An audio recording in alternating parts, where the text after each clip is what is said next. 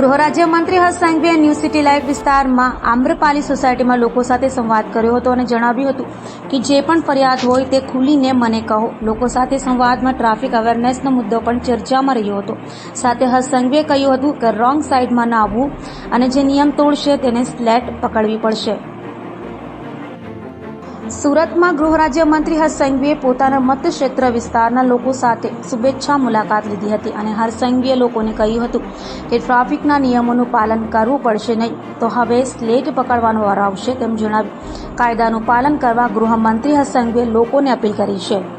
સાથે સુરતની જનતાને જણાવ્યું કે હવેથી તમે રોંગ સાઇડથી વાહન લઈને જશો નહીં. તમે જે કામ કરવાનું કહેશો તે બધું કરવા અમે તૈયાર છે, પરંતુ ટ્રાફિકના નિયમોનું પાલન કરશો.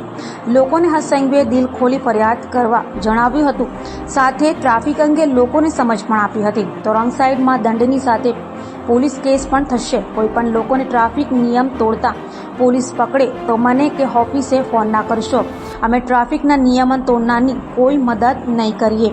ટ્રાફિક સિગ્નલના અમલીકરણને કારણે અકસ્માતમાં ઘટાડો થયો છે. મેમો તો ભરવો જ પડશે, જેથી લાઇન ઓછી હોય ત્યારે ભરવા જાવ તેમ કહ્યું હતું. તમને કદાચ મારી વાત નહીં ગમે, તમે જે કામ કહેશો એ બધું જ કરવા તૈયાર છું, પણ રોંગ સાઈડમાં પોલીસ પકડે તો મારી ઓફિસમાં કે મને ફોન નહીં કરતા, કારણ કે હું નહીં છોડાય.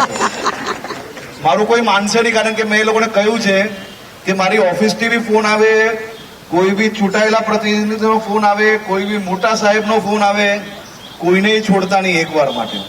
આપણે રોંગ સાઈડ પર જઈને આપણા પરિવાર માટે ઘાતક નથી બનવાનું. આપણે ટ્રાફિક નિયમોનું પાલન જો કરશો તો સુરક્ષિત ડ્રાઇવિંગના કારણે તમે બી સુરક્ષિત રહેશો અને તમારા સુરક્ષિત રહેવાથી તમારું પરિવાર બી સુરક્ષિત રહેશે. એટલે રોંગ સાઈડની અંદર હવે ચલાન નહીં ફાડશે, રોંગ સાઈડની અંદર પોલીસ કેસો કરવાના ચાલુ કર્યા છે. એટલે સ્લેટ પકડવી બહુ ભારી પડશે. એટલે કોઈ બી રોંગ સાઈડ પર જતા નહીં. અને રોંગ સાઈડ પર જાઓ તો ફોટો જે સ્લેટ વાળો પડે ને એ ઇન્સ્ટાગ્રામ પર મૂકજો, એટલે ભવિષ્યની અંદર બીજા કોઈ તોડે નહીં નિયમો. એટલા માટે આપ સૌ પાસે નિવેદન છે કે આટલા વિષયો આપ લોકો જરૂરથી કરો. જેટલી ફરિયાદો છે જરૂર, અહીંયા 2 જણ બેઠા છે, એ બધી લખાઈ લો.